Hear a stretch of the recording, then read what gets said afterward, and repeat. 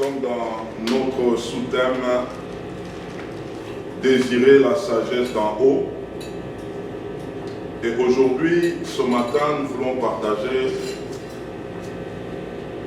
le thème de ce jour. Il est intitulé comme suit. Qu'est-ce que Dieu poursuit dans ce qui nous arrive comme adversité? Qu'est-ce que Dieu poursuit dans ce qui nous arrive comme adversité? Nous sommes dans le trimestre de la sagesse. Nous allons comprendre quelque chose qui va nous faire beaucoup de bien. En même temps, nous allons réfléchir. En même temps, nous allons comprendre. Amen. Amen. Nous prenons Genèse chapitre 37, versets 29 à 35. Genèse 37, versets 29 à 35. Nous allons tenir debout, nous voulons lire cette parole. Et Dieu veut nous faire du bien ce matin. Amen. Nous lisons notre Jésus-Christ, Genèse 37, partir du verset 29 au verset combien? 35. Reuben revint à la citerne, et voici, Joseph n'était plus dans la citerne. Il déchira ce vêtement et retourna vers ses frères et dit, l'enfant n'y est plus, et moi, où irai-je? Ils prirent alors la tunique de Joseph, dont c'est tous les frères, et ayant tué un bouc, ils plongèrent la tunique dans le sang.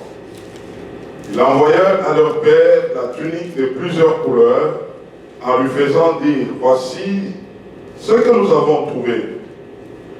Reconnais si la tunique est ton fils ou non. Reconnais si c'est la tunique de ton fils ou non. Jacob l'a reconnu et dit, c'est la tunique de mon fils. Une bête féroce l'a dévoré. Joseph a été mis en pièces. Et il déchira ce vêtement, il mit un sac sur ses reins. Et il porta longtemps les deuils de son fils. Tous ses fils et toutes ses filles vinrent pour les consoler, mais il ne voulut recevoir aucune consolation. Il disait, c'est en pleurant que je descendrai vers mon fils au séjour des morts. Et il pleurait son fils. Amen. Amen. Nous prenons encore, on peut reprendre nos places. Toujours dans Genèse, nous prenons 45, 25 à 28. Genèse 45, 25 à 28. Alors ce matin, nous allons comprendre quelque chose. Ça va nous aider, ça va nous édifier. Genèse 45, 25 à 28.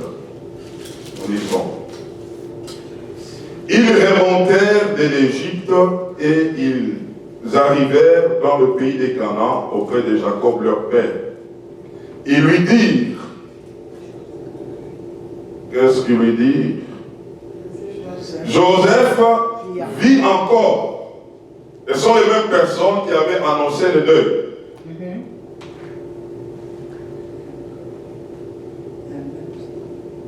Il dit, Joseph vit encore et même c'est lui qui gouverne tout le pays d'Égypte. Écoutez la suite. Mais le cœur de Jacob resta comment? Froid. Parce qu'il ne les croyait pas. Ils lui rapportèrent toutes les paroles que Joseph leur avait dites. Il vit le char que Joseph avait envoyé pour les transporter. C'est alors que l'esprit de Jacob, leur père, s'est ranima. Et Israël dit, c'est assez. Joseph, mon fils, vit encore. J'irai et je le verrai avant que je meure. Amen. Amen. Qu'est-ce que Dieu poursuit dans ce qui nous arrive comme adversité? Qu'est-ce que Dieu poursuit? Ce matin, nous voulons comprendre une grande leçon de parcours avec Dieu. Et avant d'avancer, j'aimerais que tu comprennes ceci et je veux que tu soulignes ça. Retiens ça. Dieu n'a pas de problème pour changer un problème. Mais Dieu a des problèmes pour changer ton attitude vis-à-vis d'un problème. Est-ce que je peux reprendre ça? Oui. Dieu n'a pas de problème pour changer un problème. Mais Dieu a des problèmes pour changer ton attitude vis-à-vis d'un problème.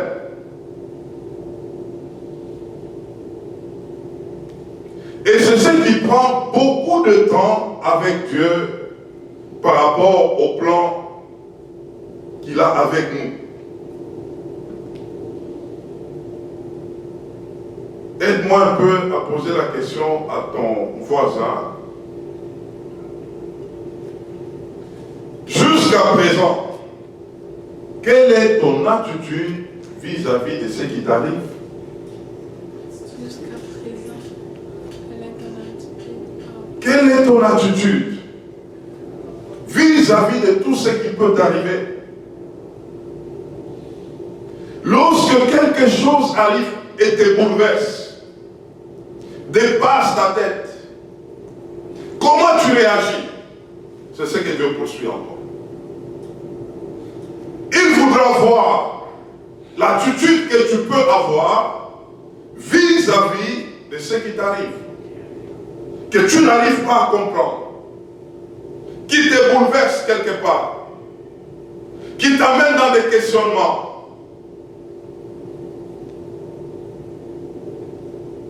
Il y a des enfants de Dieu, lorsque un problème arrive et qu'ils ne comprennent pas, quand tu regardes son attitude, tu te poses des questions. Est-ce vraiment il marche avec Dieu?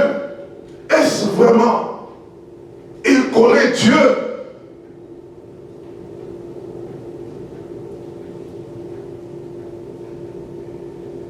Regardez un peu l'attitude de Jacob. On l'a amené une information qu'il a plongé dans un faux deuil. Est-ce que quelqu'un m'entend? Oui. Dans un faux deuil. Et Jacob a même juré que je resterai en deuil jusqu'à ce que je veux aller suivre mon fils là où il est mort.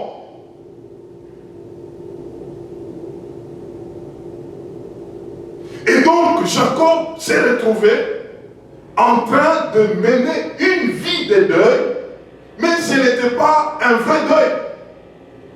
C'était un faux deuil. Et c'est comme ça que beaucoup d'enfants de Dieu sont en train de vivre une vie chrétienne de faux deuil. En train de pleurer, en train de se lamenter. Pourquoi? Parce qu'il y a eu des choses qui sont arrivées, mais ils n'ont pas compris. Mais Dieu poursuit quelque chose. Il veut voir dans ce qui t'arrive, quelle sera ton attitude?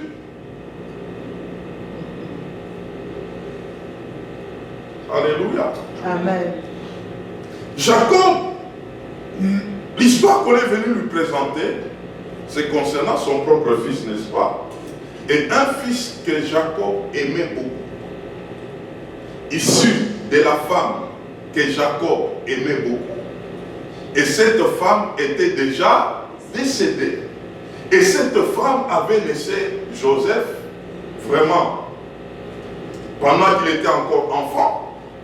Et donc, l'enfant a grandi entre les mains des servantes. Et Jacob tenait tellement sur l'enfant et que Jacob voulait même le distinguer des autres enfants. Et lui était l'enfant, l'aîné de sa femme que lui aimait. Et donc, c'est de cet enfant qu'on est venu lui dire que cet enfant est décédé. Et on lui a présenté même des évidences. Ses frères se sont arrangés pour tuer un bouc. Ils ont pris sa tunique de plusieurs couleurs. Ils ont plongé ça dans le sang. Et ils ont amené cette tunique auprès de leur père. Ils ont posé la question à leur père. Tu reconnais la tunique? Et papa a dit oui, je reconnais la tunique. C'est la tunique de qui? De Joseph. Et c'est comme ça qu'ils pouvaient lui dire, voilà que c'est Joseph-là, il est mort. Et donc, jusqu'à ce jour-là, Jacob avait cru que Joseph était mort. Et parce que Joseph était mort, il était entré en deuil. Mais qui n'était pas un vrai deuil, mais c'était un faux deuil. Alléluia. Amen. Pose encore cette question à ton voisin. Quelle est ton attitude devant une situation que tu ne contrôles pas?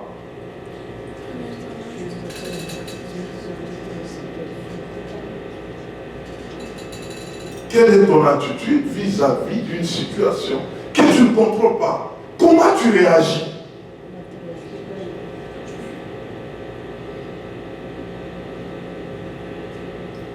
Jacob, c'était une information et on a présenté la tunique qui était ensanglantée. Et qu'est-ce qu'il a fait? Il a cru, il est entré en deuil.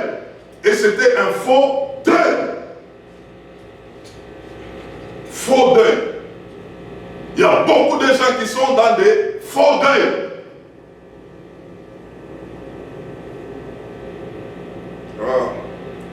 J'aimerais qu'on comprenne deux choses. Premièrement, tant que Jacob ne cherche pas à connaître le vrai problème auprès de Dieu, il allait rester toujours en deuil. Je peux reprendre ça? Oui. Tant que Jacob ne s'était pas préoccupé d'aller auprès de Dieu pour chercher à connaître qu'est-ce qui s'est passé réellement, il allait rester en deuil et un faux deuil. Ça, c'est la première des choses. Deuxièmement, tant que Jacob ne pouvait pas se préoccuper pour chercher comment être guéri de l'information qu'on est venu lui donner, il allait rester en deuil. Chercher la guérison. Une situation qui arrive que tu ne comprends pas.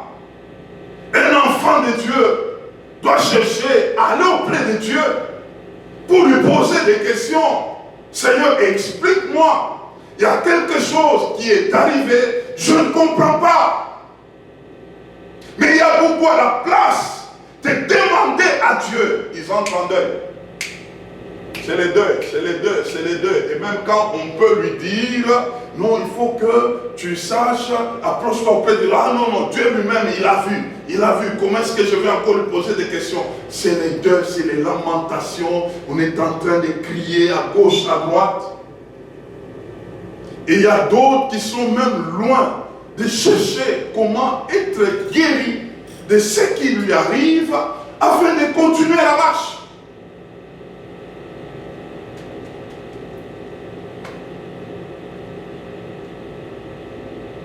Alléluia.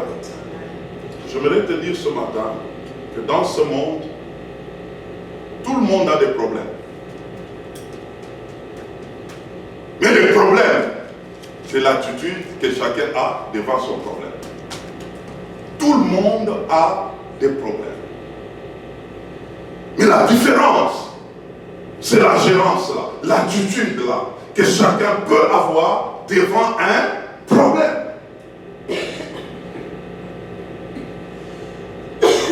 Beaucoup d'enfants de Dieu se retrouvent, ils n'avancent plus à cause des problèmes, à cause des adversités. Pendant que Dieu veut voir l'attitude que tu as devant le problème, parce que le problème de Dieu, ce n'est pas de te donner des solutions, c'est de voir comment toi, tu te tiens devant un problème. Combien de fois Dieu a déjà résolu tes problèmes? Est-ce que ça a changé ton attitude ou tes attitudes devant d'autres problèmes? Ah, c'est ça la question. C'est ça la question. Dieu fait, il a fait. Est-ce que ça a changé ton attitude lorsqu'un autre problème va arriver? Ou quand un autre problème arrive, tu ne fais que pleurer encore, tu ne fais que te lamenter, et Dieu fait, et puis tu traverses, un autre problème arrive, c'est la même attitude. C'est pourquoi nous avons dit au début, le problème pour Dieu, ce n'est pas résoudre le problème, c'est notre attitude. Notre attitude, c'est très important. C'est très important. Jacob est resté en deuil. Il a continué à mener la vie avec un esprit de deuil. Vous savez pourquoi des situations dans des vies des gens prennent du temps? C'est parce que tout ce qui arrive là ne nous apprennent pas. On ne veut pas apprendre. On ne veut pas comprendre. Or, Dieu poursuit quelque chose avec toi, t'amener à comprendre d'une situation afin de te faire passer à une autre palier, une autre dimension. Est-ce que je me fais comprendre ce matin? Ce qui t'arrive souvent, que tu ne contrôles pas, c'est toute une école dans laquelle tu te trouves et tu es censé comprendre avant de passer d'une école à une autre, avant de traverser cette adversité, avant d'accéder à une promotion. Même à l'école, les choses se passent telles que nous avons des épreuves, n'est-ce pas? On a étudié, arrivera le temps où on doit passer des tests afin de passer dans une autre promotion. Et Dieu marche avec nous de cette manière-là. Il veut évaluer quel est notre niveau. Depuis que nous marchons avec lui, quand quelque chose nous arrive et que nous ne comprenons pas la chose, comment nous agissons? Comment nous agissons?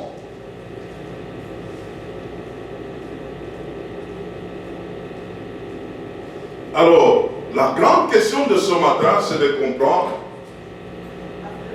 comment faire pour passer des promotions. Comment faire pour passer des promotions? J'aimerais qu'on comprenne cette leçon-là. Parce qu'en réalité, la volonté de Dieu est que tu grandisses. La volonté de Dieu est que tu comprennes les choses pas comme autrefois. Pendant que tu marches avec Dieu, il y a des choses que tu dois comprendre avant de t'amener dans une autre phase. Et c'est pourquoi certaines choses prennent du temps. Et d'autres même peuvent appeler blocage. J'ai des blocages, j'ai pris, des choses ne changent pas. Voilà, en réalité, Dieu t'attend quelque part. Dieu veut que tu comprennes quelque chose. Dieu veut que ton attitude change. Dieu veut que tu grandisses quelque part. Vous savez, qu'est-ce qui s'est passé avec Jacob? Ah, ça, j'aimerais qu'on comprenne. L'affaire qu'on a présentée à Jacob était vraie ou fausse? Ou fausse? Ça a amené Jacob où? Dans un deuil. Jacob a commencé à vivre une vie de deuil. Mais vous allez comprendre, jusqu'à ce que Jacob avait appris à arrêter les deuils. Il avait arrêté les deuils. Il a finalement compris.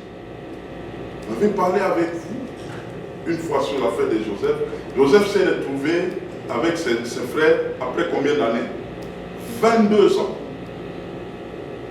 Donc Jacob, dans les 22 ans, il a tellement pleuré, jusqu'à ce qu'il a compris que Joseph n'est plus. Parce que Joseph n'est plus, je dois arrêter les deuils. Quand il a arrêté les deuils, c'est là que Dieu a déclenché quelque chose du côté de Joseph, pour que maintenant Joseph se retrouve avec son père. Ah, je veux que tu comprennes quelque chose ce matin. Très souvent, lorsqu'on est accroché à quelque chose et que Dieu veut nous enseigner à ne pas s'accrocher à la chose, Dieu mettra du temps avec nous là. Jusqu'à ce que tu vas changer ton attitude, tu ne vas plus t'accrocher, tu vas chercher à t'attacher à qui? À Dieu. Joseph était tellement précieux devant Jacob, et ça fait que Jacob avait des difficultés de les lâcher. Jusqu'à ce que Joseph l'a maintenu dans un deuil. Mais quand Jacob a compris que Joseph n'est plus, je dois apprendre maintenant à vivre sans Joseph. Je dois me libérer pour poursuivre ma marche. Là maintenant Dieu se met en mouvement. Dieu se met maintenant en mouvement. Il veut maintenant ramener Joseph, mais en réalité, l'attitude de Jacob devant Joseph devrait déjà changer. Est-ce que quelqu'un m'entend? Quand on est venu annoncer à Jacob que Joseph vit encore, quelle était l'attitude de Jacob? La Bible dit son cœur était comment? Froid. Mais avant, son cœur était comment?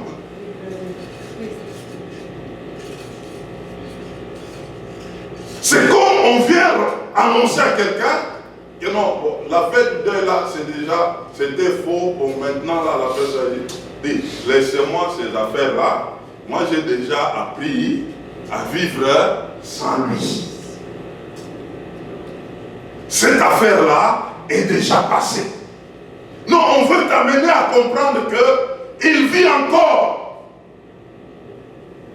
C'est comme pour dire, pendant que je cherchais être avec lui, je ne l'avais plus revu. Maintenant, j'ai déjà traversé. Laissez-moi tranquille. C'est là que Dieu te veut.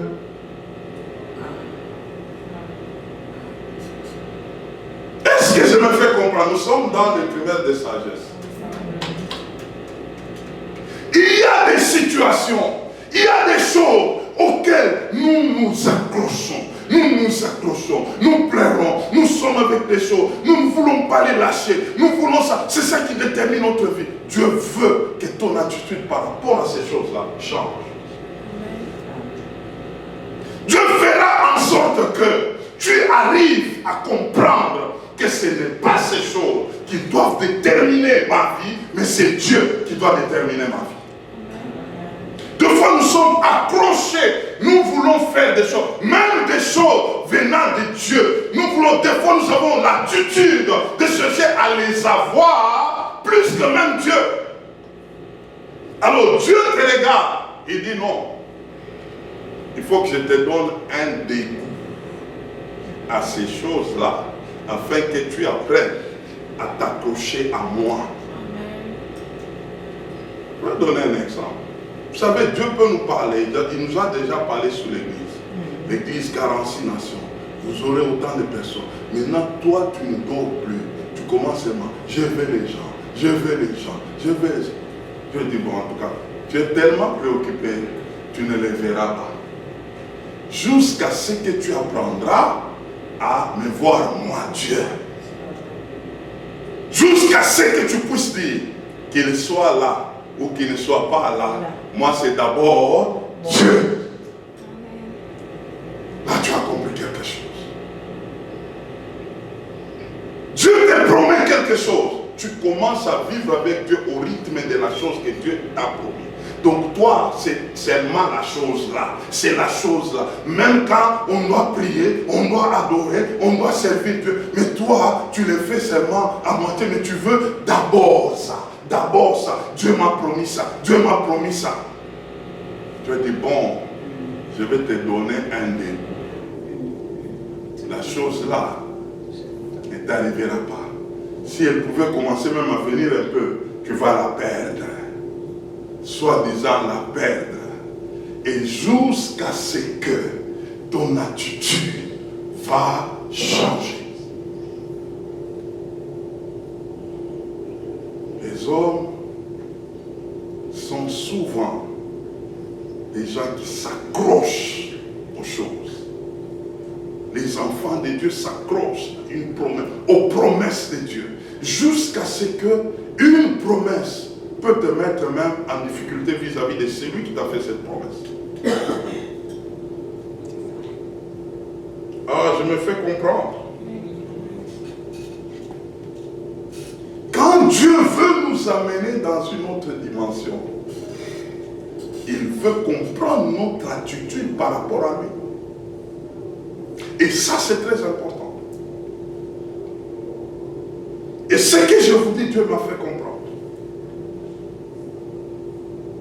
Moi qui vous parle, j'avais appris une vie d'une intimité telle que c'était une famille, une vie de famille. Papa, maman, les enfants. Pendant 17 ans comme ça. Et Dieu a fait quelque chose. La maman des enfants est partie. Je me retrouve. Il y a eu un vide. On s'est retrouvés et puis quelques temps après, les enfants, les filles, on les a détachés, on les amène en Afrique du Sud. Depuis 2019, c'était la première fois de se séparer de cette manière-là. Moi, j'avais appris à laver mes enfants, à les nettoyer. Je pouvais les porter, des bébés. Je sais comment gérer les bébés. Je l'ai fait. J'ai passé des nuits blanches, une vie intime. Vous êtes là toujours ensemble. Mais Dieu coupe. On les amène. Toi, tu croyais que ça allait passer pour quelques mois. Une année passe. 2 ans passent. Je veux vous dire, mes frères, on peut être jusqu'à ce que nous sommes arrivés ici au Canada. Tu vis une vie que tu n'en avais pas. Moi qui vous parle, j'ai pleuré. Ton enfant t'appelle au téléphone, tu prends le téléphone, elle te dit, papa, tu me manques, elle commence à pleurer. Je la calme, je pars, je remonte, l'enfant se remet. Dès que l'enfant termine de pleurer, on commence à causer. Les choses sont redevenues normales, on prie, et puis on se sépare. C'est moi qui entre dans la chambre seul, je commence à pleurer. Je pleure. Et quand je sors de la chambre, j'ai déjà essuyé les larmes, comme si je n'avais pas pleuré. Même ma femme ne le sait pas. J'ai beaucoup pleuré. Je vais pleurer moi-même. Je sors, on continue, on parle. Je pleure. On m'appelle. Jusqu'à ce que, là nous sommes en 2025. Alors, je me suis dit non. Il faut que j'arrête les deuils. Et c'est la même attitude. Les filles m'appellent pour dire on doit arrêter les deuils. Parce que on a compris. Cette affaire, Dieu est derrière. Je dis aussi, j'ai compris. On doit arrêter les deuils. On doit chercher à comprendre qu'est-ce que Dieu veut. Comment ça va se passer. Plus l'attitude commençait à changer, ce qui nous faisait pleurer ne nous faisait plus pleurer. Il y a une semaine passée, c'est là que le Saint-Esprit est venu.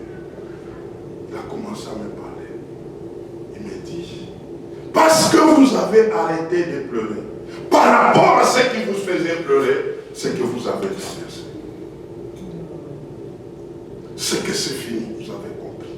Mais pendant que vous étiez en train de pleurer, rien ne pouvait se passer. Parce que je voulais que vous puissiez comprendre, que ce soit avec ou sans, moi je suis là.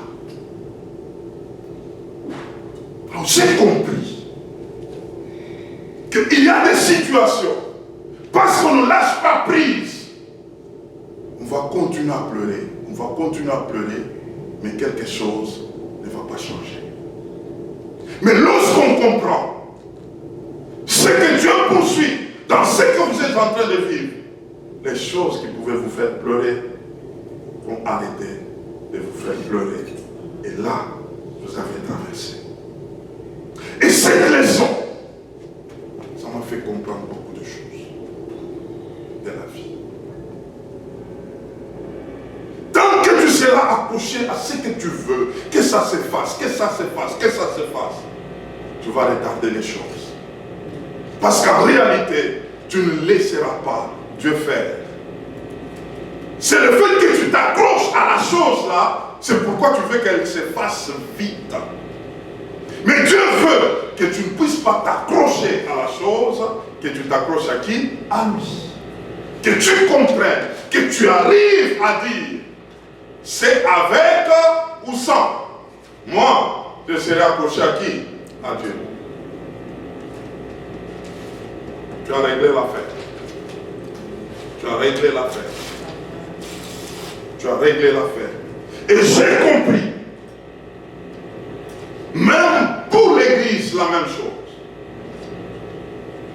C'est vrai, Dieu nous promet beaucoup de choses.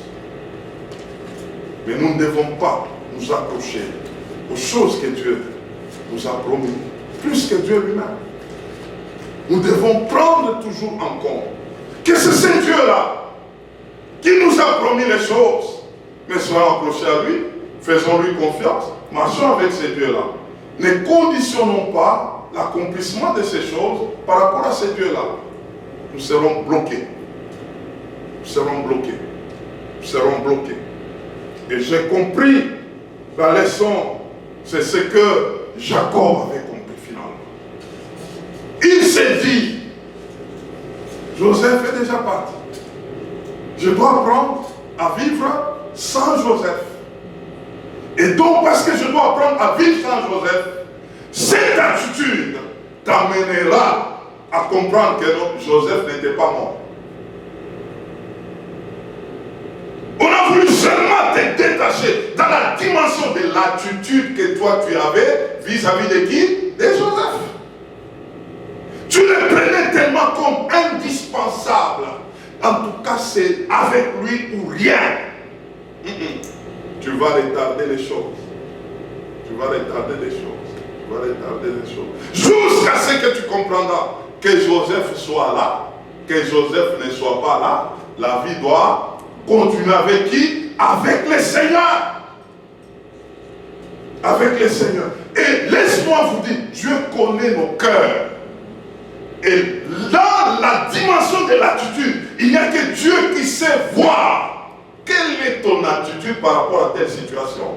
Quelle est ton attitude par rapport à ce que tu attends? Quelle est ton attitude? Entre ce que tu attends et Dieu qui passe avant.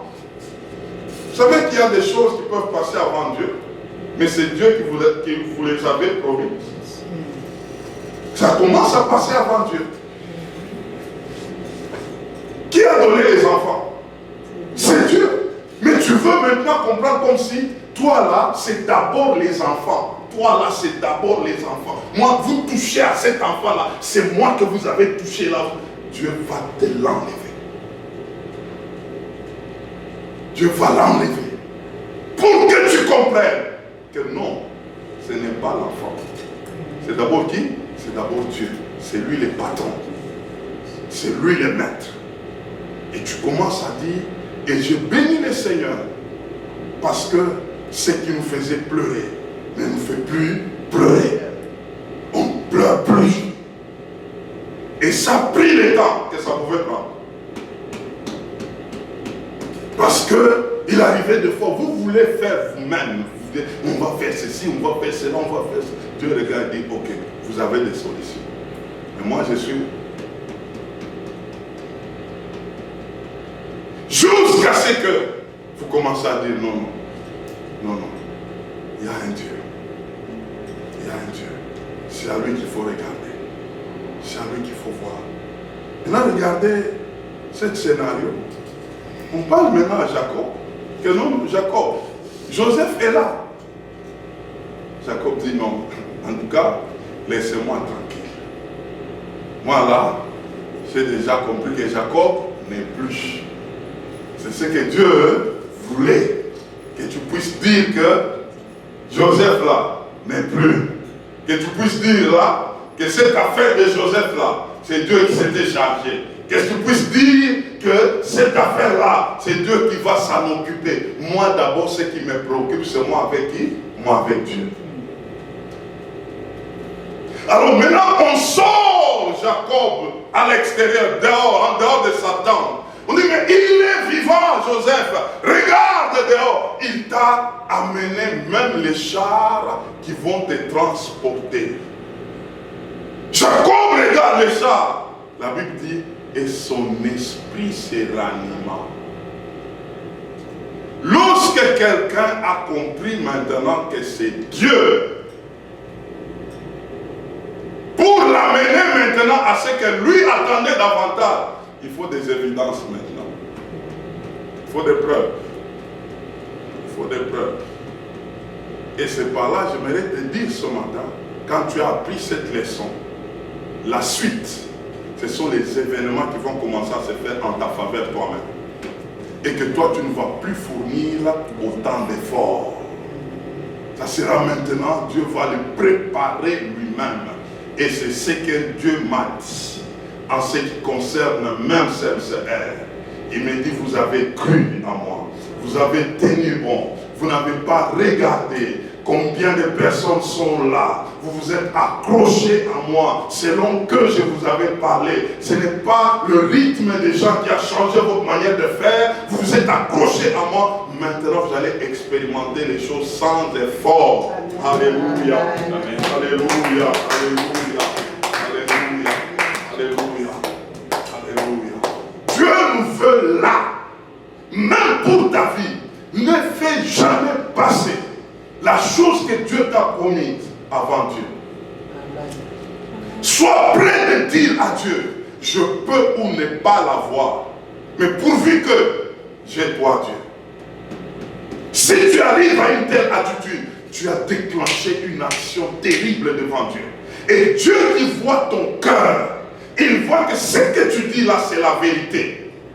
Il a percé ton cœur, il a vu ton attitude que tu ne peux accrocher à quoi que ce soit. Ni ce que tu trouvais pour toi de précieux, tu peux dire à Dieu, tu peux me l'enlever. Tu peux le prendre. Mais pourvu que j'ai toi, tu n'as rien pris. Si Dieu comprend cela, il voit cela, il dit c'est fini avec toi. Je vais t'amener plus loin maintenant. Tu as compris cette leçon-là. Que ce n'est plus les choses qui commencent à déterminer ton attachement par rapport à moi. Ce n'est plus les accomplissements qui commencent à déterminer comment je vais faire avec toi. Mais c'est moi, Dieu, par rapport à toi. Ce qui t'importe maintenant, c'est seulement Dieu. On comprend cet entendement. C'est fini, mon frère, c'est fini, ma soeur. Des fois, plus souvent, nous nous accrochons. C'est comme si nous commençons à marcher avec un Dieu. Nous sommes en train de lui dire, bon, toi, si tu protèges ça, c'est comme ça que moi je serai avec toi. Si tu marches seulement avec ça, si tu ne fais pas, il y a des gens, non, moi j'ai déjà fait même des concessions avec Dieu. Lui doit faire d'abord ça, c'est comme ça que moi je dois faire pour lui. Tu es encore loin là. Mais si tu arrives au point où tu dis non Seigneur, ce n'est pas ça, ce que tu as dit qui détermine ma vie avec toi, mais c'est toi-même. Je peux ou ne pas avoir ça, mais moi je marcherai avec toi. Et si tu le dis de cette manière, il voit ton cœur, que ton cœur est sincère. Mon frère, ma soeur, tu verras ce que tu n'avais jamais préparé. Et c'est pourquoi, quand ces choses-là arriveront, ton attitude vis-à-vis de ces choses changera. Tu marcheras avec ces choses, mais tu ne vas plus t'accrocher comme autrefois. Tu comprendras, même si j'ai ça, mais ça ne dépasse pas mon Dieu. Ça ne change pas mon Dieu. Ça ne le change pas. Il demeure celui qui a toujours sa place, quel que soit ce que je pouvais avoir. Est-ce que quelqu'un m'entend ce matin? Amen. Ne t'accroche pas trop à ce que tu attends de Dieu. Ça peut t'éloigner de Dieu et ça peut créer un blocage. Et c'est ce que maintenant d'autres appellent, oh, il faut qu'on brise, les portes sont fermées, les portes ne sont pas fermées. Il s'agit d'un problème d'attitude que tu dois avoir pour que les choses se déclenchent. Qui peut bloquer Dieu? Maintenant, si toi tu t'accroches à ces dieux-là, en sacrifiant ce à quoi tu t'attendais tellement, toi tu t'es accroché à ces dieux-là, Dieu commence à marcher devant toi et qu'il y a des petits sorciers qui vont bloquer là-bas. Dieu devant. Non. J'ai compris que tant que tu es avec Dieu, il n'y a aucune porte qui peut être fermée. Jamais. Lui prendra les devants. La porte va voir que c'est Dieu qui est là. La porte s'ouvre.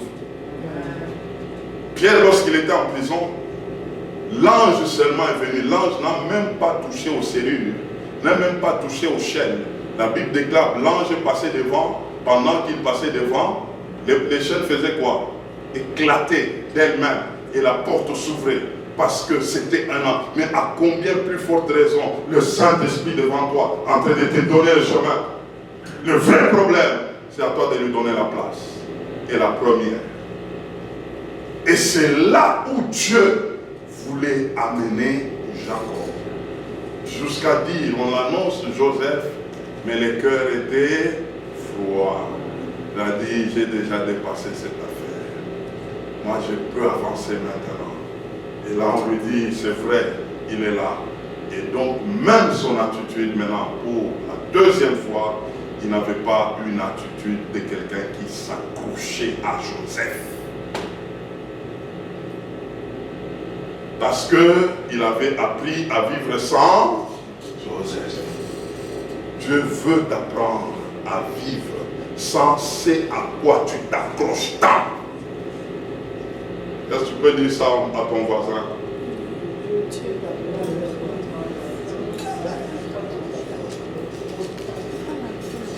Si aujourd'hui, on doit t'arrêter la chose là, on doit l'éloigner de toi, tu vas dire, tu te mets par terre, tu commences à pleurer. Oh, en tout cas, on m'a tué. Oh, je ne sais plus comment je vais faire. En tout cas, moi, j'entre en deuil.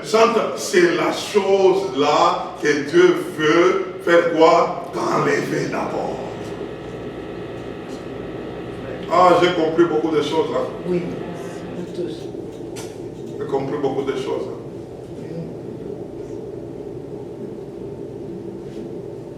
J'ai compris beaucoup de choses. J'ai compris beaucoup de choses. Il y a des gens, tu marches avec Dieu. Mais en réalité, il y a quelque part où tu es accroché. C'est ce qui détermine ton rythme avec Dieu. Et tu dis non, en tout cas ça, Dieu, si tu ne veux pas vraiment avoir des problèmes avec moi, ne touche pas là, ne touche pas là, ne touche pas là. Et Dieu dit bon, je vais toucher là. Je vais toucher là. Pour voir maintenant si c'est là ou moi. Ah, c'est ça l'affaire. C'est ça l'affaire. C'est ça l'affaire. Est-ce que tu es prêt? Parce que moi, je vous dis là, j'ai pleuré. Frère, maman, j'ai pleuré. C'est pas de la blague, je ne vous raconte pas des histoires. J'entre dans ma chambre, je me mets là sur les lits, je commence à pleurer. Je mets la musique pour qu'on ne m'entende pas. Je pleure, je suis mes larmes, et puis je sors. Comme si rien n'était. Quelque temps, ça passe, on t'annonce quelque chose, tu rentres, tu pleures, jusqu'à ce que, et dans mes pleurs, tu commences à comprendre comme si il y a une aventure qu'on vient de vous faire. On a dispersé une famille. Il y a une femme qu'on a prise, elle est montée au ciel, puis les enfants, on les prend, puis où tu te retournes, mais c'est quelle affaire ça? Jusqu'à ce que il fallait arrêter les pleurs. Et je suis en train de vous annoncer quelque chose.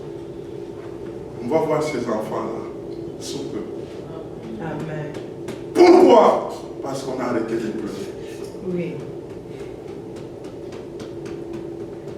Et quand on se parle, maintenant on rit. Des situations qui nous faisaient pleurer. C'est ce que Dieu attendait. Que quelqu'un lâche prise. Que quelqu'un lâche prise. Il y a des promesses, il y a des choses que Dieu a arrêtées. Dieu va te les donner. Mais que ces choses-là ne prennent pas la place de Dieu. Ne prennent pas les devants. Que ça commence à te faire marcher, rythmer tes pas. Non, c'est un piège. C'est un piège. Je dois être content que quand ces choses-là marchent, je dois être bien que quand je suis aussi avec ce que moi j'aime là. Non, non, non. Il faut arriver que ça s'efface. Que ça ne s'efface pas. Moi, c'est d'abord qui? C'est d'abord Dieu. C'est d'abord Dieu. C'est d'abord Dieu. C'est d'abord Dieu. Jacob, le cœur était devenu froid. Au début, c'était un cœur chaud, un cœur qui pleure. Je veux Joseph, je veux Joseph, je veux Joseph. Regarde sa tunique, Joseph, Joseph, jusqu'à ce qu'il est fatigué. Maintenant, quand on lui parle de Joseph, le cœur est comment? Froid. Comme le cœur est devenu froid, maintenant moi je vais ranimer ce cœur. Maintenant quand on ranime, vous savez, il y a des choses, on t'a déjà donné ces choses, mais tu regardes. Bon, ok, marchons seulement. Il y a une femme, je termine par là. Cette dame, ils étaient mariés. Ils ont fait le mariage au Congo. L'homme canadien. L'homme devrait faire des papiers pour la femme. On a fait les démarches. Il n'y a pas toujours de visa. L'homme retourne pour faire le mariage, il fait le mariage au pays. Après, il vient ici, fait les démarches. Il n'y a pas de visa. Il continue de marcher, il n'y a pas de visa. 5 ans, 6 ans, 7 ans, 8 ans, 10 ans.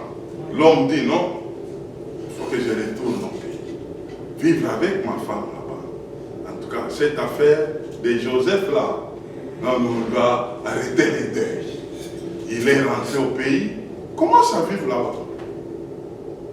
Avec sa femme. Jusqu'à 19 ans. Et puis, un jour, on les appelle. On appelle la femme que non. Tu as eu le visa et la résidence du Canada. Le cœur était comment?